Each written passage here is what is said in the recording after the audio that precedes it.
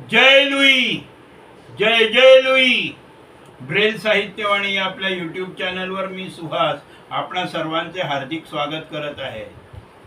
मराठी कथा अंतर, लेखक श्री रवींद्र पिंगे. एकमेकीत गुंतलेल्या जाईजुईंच्या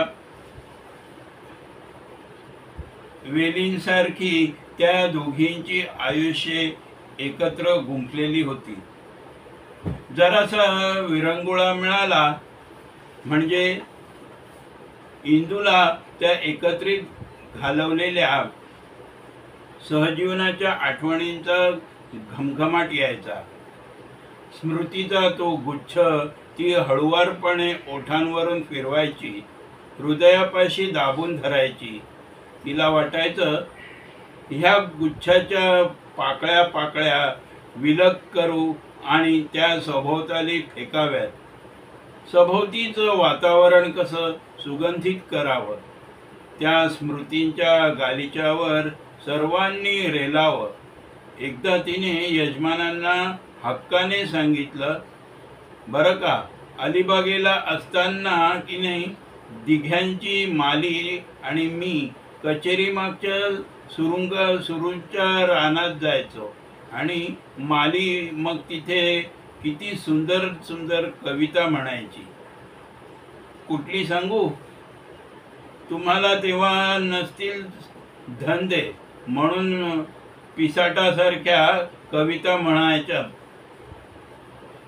दुसरं काय, खरं म्हणजे तुमच्या एवढ्या मुलींनी आयशींना मदत करायला हवी होती. आम्ही लाकडं फोडली होती तुमच्या वयात. तिच्या यजमानांनी उत्तराचे घण घातले. नवऱ्यापुढे तिने तो विषय पुन्हा कधी काढला नाही. विषय काढला नाही, पण तो विषय कधीही तिच्या चित्ताडही झाला नाही. अलिबागचा तो चंद्रकोरीच्या आकाराचा कापलेला किनारा, तुडुंब भरलेला अथांग दर्या, आठवणींच्या गुच्छासारखा सागरात दूरवर तरंगणारा काठ किल्ला, कचेरी मागचं सुरूचं बन, बनाच्या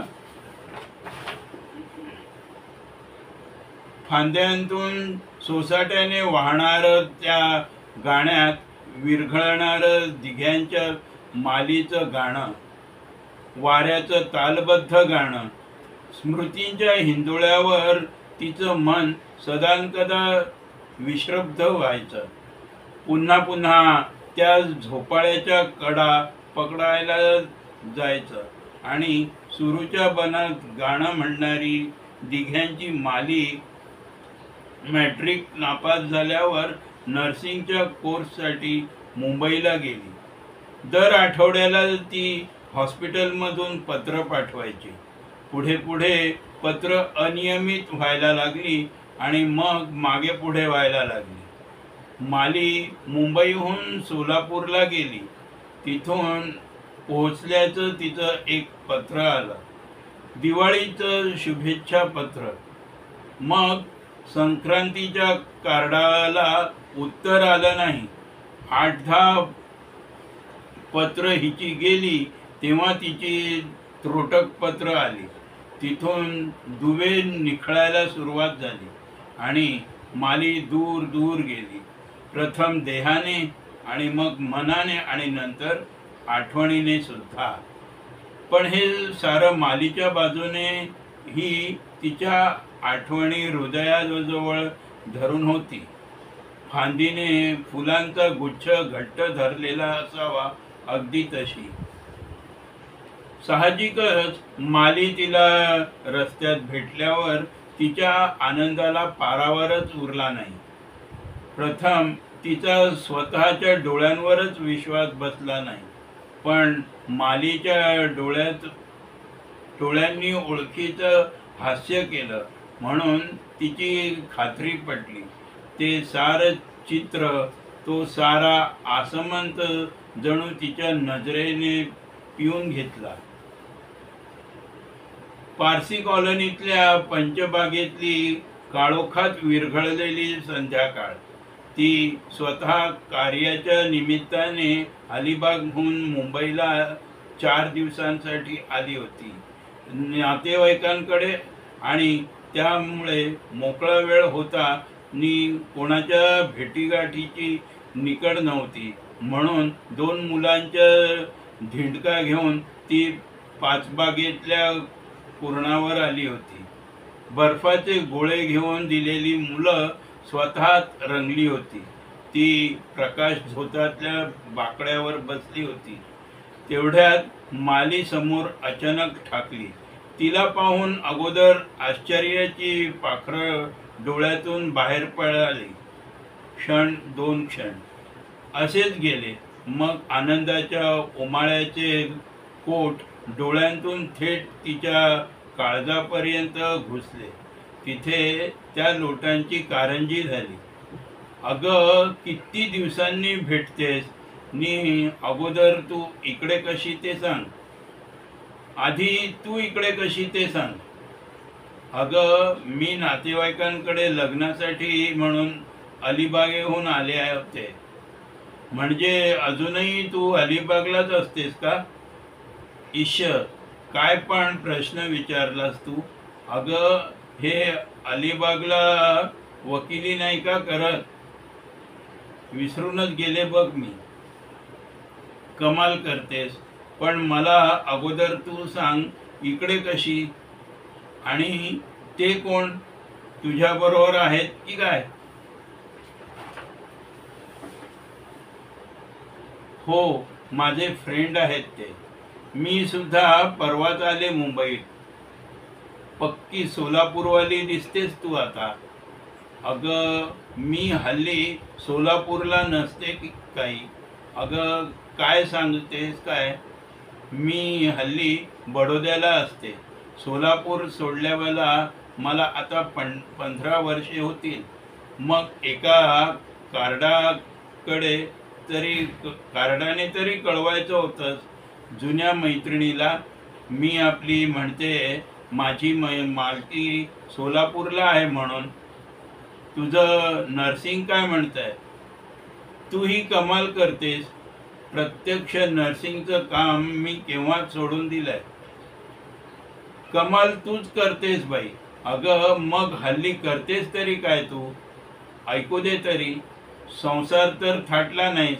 आणि हो, तुझा बाई काय नेम? मी बडोद्याला ब्युरो चालवते. म्हणजे? अगं, श्रीमंत पेशंट्सना नेहमी नर्सेस लागतात. आम्ही त्या आमच्या ब्युरोतर्फे सप्लाय करतो. बरं सुटतं. उत्तम. कमाल केलीस बाई. कुठे अलिबाग आणि कुठे बडोदा असल्या धावाधावीत काय आठवण येणार तुला आमची? आम्ही आपलं घोकतोय आमची माली सोलापूरला आहे म्हणून. चल ग, तू कसली माझी आठवण काढतेस? तू असणार तुझ्या संसारात दंग. संसार तर आहेच ग. तो कोणाला चुकलाय? 2 मुलांचं करण्यात आणि वडिलांचं बघण्यात जीव अर्धा होतो बघ. आणि उरलेला अर्धा जीव केवळ जुन्या गोड आठवणी आहेत म्हणून चाललाय. म्हणून तुझी आठवण येते तर तू म्हणतेस तू कसली आठवण काढते. काय पण बाई तुझं बोलणं. त्यातून मी अलिबागेतच राहणार म्हणजे सगळं चित्रच समोर असतं. आणि मजा म्हणजे जसंच्या तसंच सगळं जग बदललं पाहिजे. पण अलिबागेत इकडची काडी काही तिकडे झालेली नाही. फक्त एसटी स्टँड मोठा झाला एवढंच. आणि जकाती नाक्यावर सिनेमा आला. पण ते सगळं गावाच्या बाहेर. बाकी अलिबाग अगदी होतं तसंच आहे. अगदी ऑब्झर्वेटरीच्या जुन्या घड्याळासकट सगळं अगदी जसंच्या तसं. तुला आठवतं आपल्या रेजच्या पडवीत आजोबा असायचे ते? हां, कुठे ग? अय्या, कुठले म्हणजे काय विचारतेस? अगं ते डोळ्यात मोतीबिंदू झालेले आणि म्हणून जागच्या जागी कोट घालून बसून असायचे ते मधूनच ओरडून विचारत नव्हते का की पोरींनो वाजले किती ग म्हणून. मग आपण पळत पळत ऑब्झर्वेटरी पर्यंत जायचो आणि तिथल्या घड्याळातून आपण वेळ बघून घरी घेऊन आजोबांना सोडून यायचो. मला आठवत नाही ग. अगं नाही आठवत काय म्हणतेस. ते म्हणायचे नाहीत का की वेळ हल्ली फार हळूहळू जातो म्हणून आणि सृष्टीच्या नियमात नक्कीच काहीतरी घोटाळा झालाय म्हणून. नाही आठवत. नाही ग. कमाल करतेस बाई. निदान कर्वे वकिलांच्या बागेतली ती विहीर तरी आठवते की नाही तुला. का ती सुद्धा आठवेनाशी झाली तुला. त्या विहिरीतून पन्हाळ काढून पाणी खेळवत होतीस. खरंच मला आठवत नाही. मग बाई बोलणंच संपलं माझं. अगदी तुझी शपथ मला काहीच आठवत नाही. अगं त्या विहिरीजवळच्या गोठ्यात आपण अभ्यासाला बसत नव्हतो सुट्टीच्या दिवशी. मला तर बाई ती विहीर 10 आठवते आणि कर्वे वकिलांच्या शेजारच्या राईत ती शैला रोकडी नव्हती का राहत. अगं ती एक पाठी होती ती नाही का. तिने नव्हता का एकदा वर्गात सगळा धडाच्या धडा तोंडपाठ म्हणून दाखवला होता. नाही का आठवत तुला. नाही ग.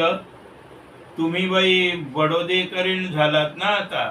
मग तुम्हाला आमचं अलिबाग कसं बाई आठवणार. आम्ही आपल्या सदानकदा त्याच आठवणींमध्ये अडकून पडलो आहोत आणि त्याच उगाळत रोजच्या रोज बसलो आहोत. तुला ती त्यावेळची एम्ब्रॉयडरीची कॉम्पिटिशन तरी आठवते का. नव्हती का त्या आगाशेबाईंनी भरवलेली. उत्तम भरतकाम जी करून आणेल तिला बिल्ला मिळायचा होता नाही का. आणि कुमुद मालपाठकला बिल्ला मिळाला आणि मग तिने घरून मावशीकडून ते भरतकाम करून आणल्याचं सिद्ध झालं आणि तिच्याकडून बिल्ला परत मागितला.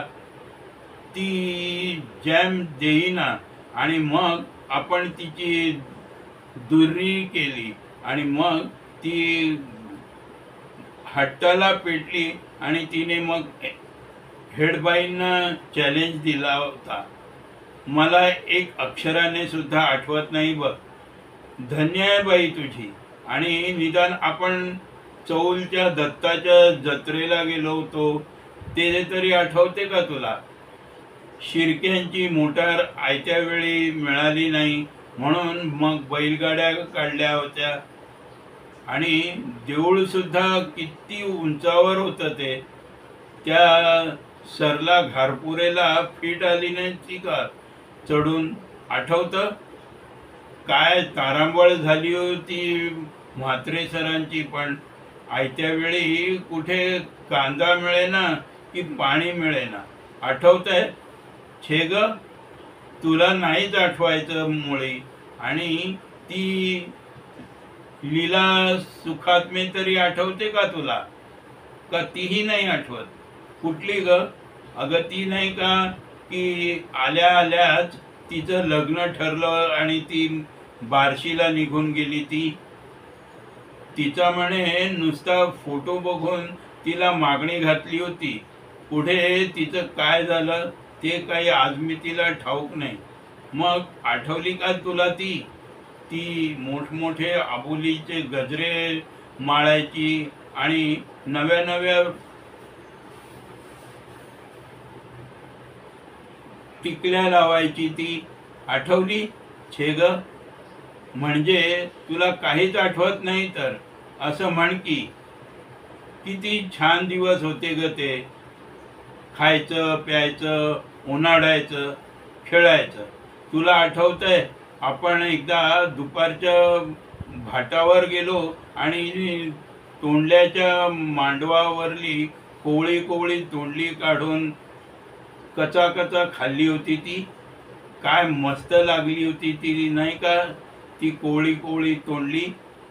आणि एकदा सातपुत्यांच्या बागेत आपण दोघींनी एक अख्खं कलिंगड खाल्लं होतं, आठवतंय? नाही ग. आपण संध्याकाळच्या वेळी परांजप्यांच्या अंगणात भेंड्या भेंड्या खेळायचो, ते तरी आठवतंय? परांजप्यांच्या आजी नव्हत्या का बाजेवर बसून आपल्याला नवीन नवीन अक्षरं द्यायच्या आणि आपण दिंड्या सारख्या म्हणत होतो. परांजप्यांच्या आजी किती कौतुक करायच्या आपलं. तुझ्या आवाजाचं देखील त्या खूप कौतुक करायच्या. त्यांच्या सुनेच्या मंगळागौरीला नव्हतं का बोलावलं तुला गाणी म्हणायला? आणि आपली तिमाही परीक्षा आली होती म्हणून तुला घरून पाठवलं नव्हतं. किती आपुलकीने वागायची नाही का ती आपल्याबरोबर माणसं ती. मला काहीच आठवत नाही ग. असं काय करतेस ग माली? ह्या जुन्या आठवणी म्हणजे माझा प्राण झालाय आणि तुला त्यातलं काहीच आठवत नाही. किती चेष्टा मस्करी करायच्या मुली व वर्गात, आणि वर्गच डोक्यावर घ्यायचो आपण. पाध्ये सरांचा आणि वडके सर तरी किती रागीट होते नाही का? वडके सर कुठे ग? आता तर तुझी कमालच झाली बाई. अगं गॅदरिंगची गाणी कोण बसवून द्यायचं? मला नाही आठवत. अगं असं काय करतेस? आपली ड्रिल कोणी बसवून दिली होती? मला नाही बाई आठवत. मग तुला आठवतंय तरी काय बाई? खरं सांगू, मला तसं काहीच आठवत नाही. मी म्हणते त्या अलिबागेच्या दिवसांत आठवण्यासारखं आहे तरी काय? असं कसं म्हणतेस ग तू? आपण कचेरी मागच्या सुरूच्या राईत जायचो. मला नाही बाई काही आठवत. खरंच आपली किल्ल्यात ट्रिप गेली होती नाही का? आणि मग भरतीचं पाणी चढल्यावर आपण सगळेजणी अडकून पडलो आणि मग 5 तासांनंतर आपल्याला होड्या मिळाल्या होत्या. छे बाई, मी सगळं विसरून गेले आता. आपली शाळा, रिसबूडबाई, पावसाळ्यातले भिजलेले कपडे, आपली जुनी पुस्तकं, शनिवारचा सुट्टीचा तास, शुक्रवारचे चणे. नाही ग, मी सगळं काही साफ विसरले बघ. आता तू दिसलीस म्हणून आठवलीस तरी, आणि मी न भेटते तर अलिबाग सुद्धा आठवलं नसतं नाही का तुला?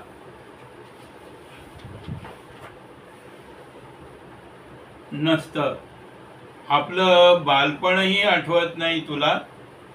कधीच नाही. खरंच कधीच नाही आठवत. दिघ्यांच्या मालीचे ते थंडगार शब्द ऐकताना एखाद्या मृत देहाला स्पर्श केल्यासारखे मला वाटले. मालीच्या दूर तिष्ठत असलेल्या फ्रेंडने खूण केली. मुलांना साधी हाकही न मारता निरोपाचे कृत्रिम शब्द ओरबाडून माली दूर निघून गेली. तिच्या पाठमोऱ्या थंड आकृतीकडे ती आश्चर्याने पाहतच राहिली. दोघींमध्ये अंतर अंगुळ अंगुळ वाढत गेलं. याबरोबरच ही कथा येथे संपन्न होत आहे. ही कथा आपणास आवडल्यास कथेला लाईक करा, शेअर करा, कमेंट्स करा आणि आपल्या ब्रेल साहित्यवाणी या यूट्यूब चॅनलला जरूर सबस्क्राईब करा आणि बेल आयकॉन बटन प्रेस करून ऑल नोटिफिकेशन सिलेक्ट करा, जेणेकरून आपणाला आपल्या या सगळ्या व्हिडिओंचं वेळेत प्राप्त होतील. जय लुई, जय जय लुई.